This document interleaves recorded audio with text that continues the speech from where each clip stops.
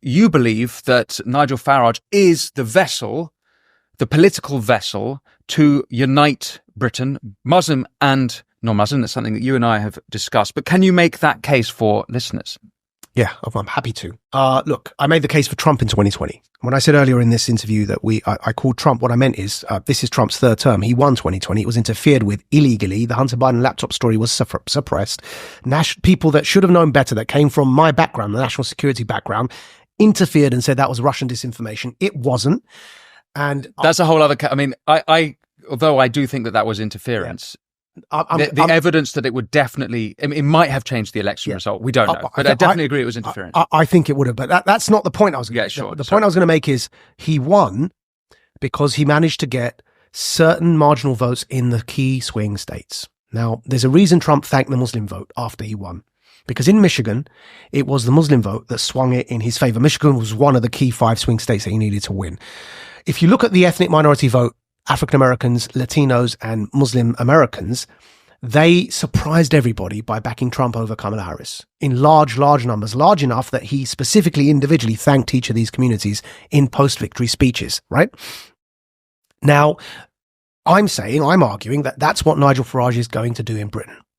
He's going to secure a surprising number of ethnic minority and British Muslim votes. People are going to be surprised by it. Just as they were surprised by Trump.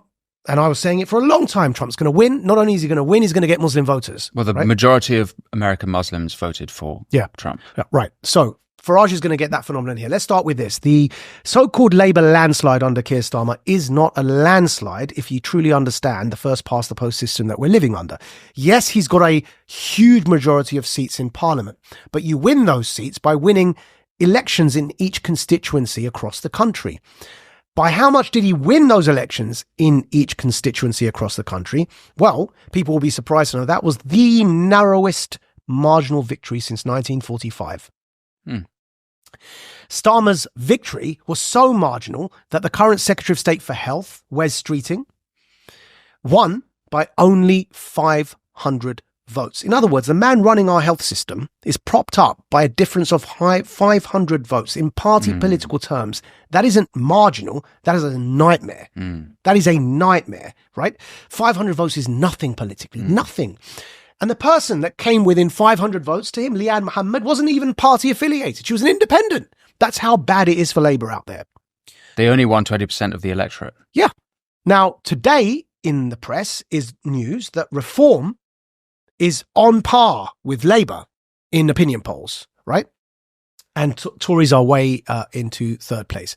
Now, the reason Farage would get, let's call it white van man and Brexit voter, I think that's a point that we would be labouring if we went into that. It's well known why he appeals to those voters.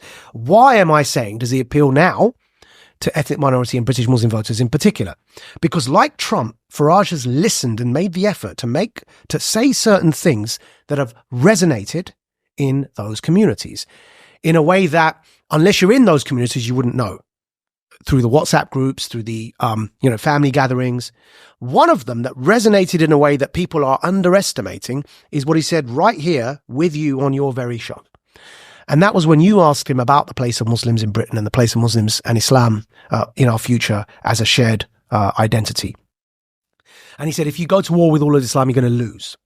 Farage is turning down Elon Musk's 400 million and saying, I'm not for sale and I'm not going to let stage name Robinson into the Reform Party, comes after British Muslims already observed that Farage left UKIP, his own party, for the very same reason, citing Tommy Robinson. That's in The Guardian. Everybody can go. The reason Nigel Farage left his own party, UKIP, that he was leader of, was over this stage name Tommy Robinson debate.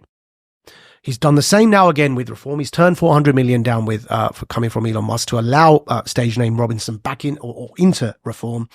These sorts of gestures, they are meaningful and they resonate among British Muslims in ways that are yet being underestimated. What he said on your show about do not alienate all of Islam, do not go to war with all of Islam, it's a losing bet, that resonated with British Muslims in ways that are yet being underestimated. So I guess what we've seen at the moment is that we saw at the July 2024 general election is the rise of the sectarian, the independent, some people call it the pro-Gaza ticket MPs. I think there's 4+ Jeremy Corbyn in the Parliament at the moment, sitting in Parliament. And you mentioned West Streeting's constituency. That it seems that the British Muslims are voting for independence to represent them. That will carry on. What you're suggesting is that they will eventually turn to reform. No, I'm saying they will split the Labour vote and they will take the Labour vote, which will allow in those marginal seats that are marginal in the sense of going left or right, that will allow the balance to tip in the favour of reform where it's marginal, because Labour will hemorrhage votes because nobody in the Muslim community trusts Keir Starmer. Tulip Siddiq, right? Who's that? The anti-corruption minister in the Labour government, MP, Tulip Siddiq, who beat me in Hampstead and Kilburn when I stood as a Lib Dem, right? Uh-huh. She's a Labour MP for Hampstead and Kilburn. Tulip Siddiq is Keir Starmer's current anti-corruption minister. That's not the interesting part. The interesting part is who our auntie was. Tulip Siddiq's aunt is Sheikh Hasina. Sheikh Hasina was the Prime Minister of Bangladesh. What's just happened in Bangladesh? The country has overthrown a despised, corrupt oligarchy led by Tulip Siddiq's aunt, Sheikh Hasina. Bangladesh has literally just had its Bangladesh Spring, which wasn't in our press, but take it from me. They have, as a nation, they gathered, they demonstrated, students, everyone. It was a huge thing. It was a little bit in our press. A little tiny bit. Yeah. But it's historic because it's also realigned geopolitically in the area. Bangladesh, after the war against Pakistan for independence, was very closely allied to India because of the regime that was there. This uprising has realigned Bangladesh closer to Pakistan. And they kicked out Tulip Siddiq's aunt, Sheikh Hasina. Overwhelmingly, Muslims around the world supported that Bangladesh Spring against Tulip Siddiq's aunt. What gets interesting is Tulip Siddiq is now currently being investigated because she lived in some houses provided to her by her now deposed and corrupt auntie in Britain. She, in other words, is accused of having benefited from that corruption. British Bangladeshis are all very, very aware of this. And they all know that she's a close confidant of Keir Starmer. She's his corruption minister, accused by British Bangladeshis of corruption. So that's an example. Just giving an example. British Muslims generally, not just Bangladeshis, don't trust Keir Starmer over Gaza.